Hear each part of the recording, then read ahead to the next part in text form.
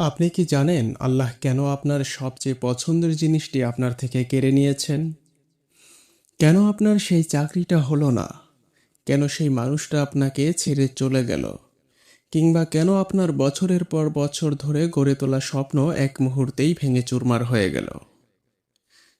আমরা কেঁদেছি, আমরা হতাশ হয়েছি, ভেবেছি আল্লাহ মনে হয় আমাকে ভালোবাসেন না।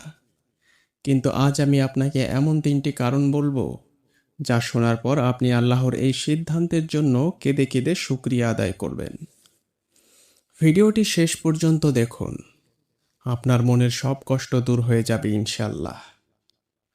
প্রথম কারণ, আল্লাহ আপনাকে ভালোবাসেন এবং তিনি আপনাকে এমন এক বড় বিপদ থেকে বাঁচাতে চান যা আপনি নিজের চোখে দেখছেন না। হাদিসে এসেছে আল্লাহ বান্দার প্রতি মায়ের চেয়েও বেশি দয়ালু। চিন্তা করুন, একটা ছোট বাচ্চা যখন জ্বলন্ত আগুনের কয়লা হাত দিয়ে ধরতে যায়, মা কি তা ধরতে দেন? মা কিন্তু চর মেরে হলেও বাচ্চার হাত থেকে সেটা কেড়ে নেন। বাচ্চাটি তখন কাঁদে মায়ের উপর রাগ করে, কারণ সে বোঝে না যে আগুন তাকে পুড়িয়ে দেবে, কিন্তু মা বোঝেন। ঠিক একইভাবে আপনি যে জিনিসটার পেছনে ছুটছিলেন, আল্লাহ দেখছিলেন ওটার ভেতরে আপনার ধ্বংস লুকিয়ে আছে। তাই তিনি দয়া করে সেটা কেড়ে নিয়েছেন, যেন আপনি বেঁচে যান।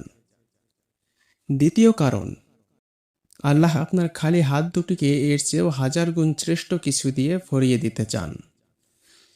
পবিত্র কোরআনের সূরা বাকারার 216 নম্বর আয়াতে আল্লাহ চমৎকার একটি কথা বলেছেন। এমন হতে পারে যে তোমরা কোনো জিনিস অপছন্দ করছো, অথচ তা তোমাদের জন্য কল্যাণকর। আবার এমনও হতে পারে তোমরা কোনো জিনিস পছন্দ করছো, অথচ তা তোমাদের জন্য অকল্যাণকর। আল্লাহ জানেন, তোমরা জানো না।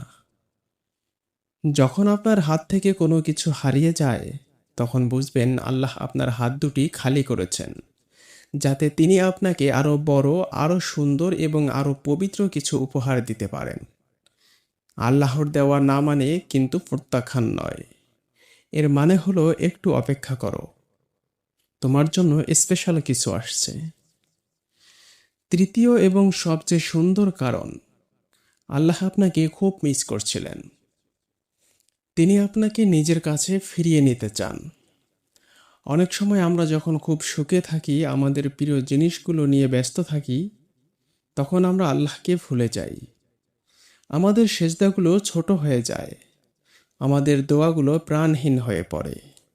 আল্লাহ যখন আপনার জীবন থেকে ওই জিনিসটি সরিয়ে নেন, যাতে আপনি জায়নামাজে ফিরে আসেন। আল্লাহ চান আপনি হাত তুলে কাঁদুন, কারণ বান্দার চোখের পানি আল্লাহর কাছে খুব প্রিয়। সুফিবাদী পণ্ডিত ইবনে আতাউল্লাহ বলেছিলেন, আল্লাহ যখন তোমাকে দুনিয়ার সব কিছু থেকে একা করে দেন, তখন বুঝে নিও তোমাকে তার নিজের একান্ত আপন করে নিতে চান। তাই হে আমার ভাই ও বোন, যদি আজ আপনার কোনো প্রিয় জিনিস হারিয়ে গিয়ে থাকে, তবে ভেঙে পড়বেন না, মন খারাপ করবেন না, আলহামদুলিল্লাহ বলুন। আল্লাহর উপর ভরসা রাখুন। বিশ্বাস করুন, তিনি আপনার জন্য যা লিখেছেন তা আপনার কল্পনার চেয়েও সুন্দর। আজ যে ভাঙা মন নিয়ে আপনি ঘুমাতে যাচ্ছেন, কাল সকালে আল্লাহ আপনাকে এমন এক সুখের খবর দিতে পারেন, যা আপনার সব কষ্ট ভুলিয়ে দেবে। ভিডিওটি যদি আপনার মনে শান্তি দিয়ে থাকে, তবে আপনার সেই বন্ধুদের সাথে শেয়ার করুন, যারা এই মুহূর্তে কঠিন সময়ের মধ্য দিয়ে যাচ্ছে। হয়তো আপনার একটি শেয়ার কারো ভাঙ্গা মনে আশা জাগাতে পারে। জাযাকাল্লাহ খাইরান।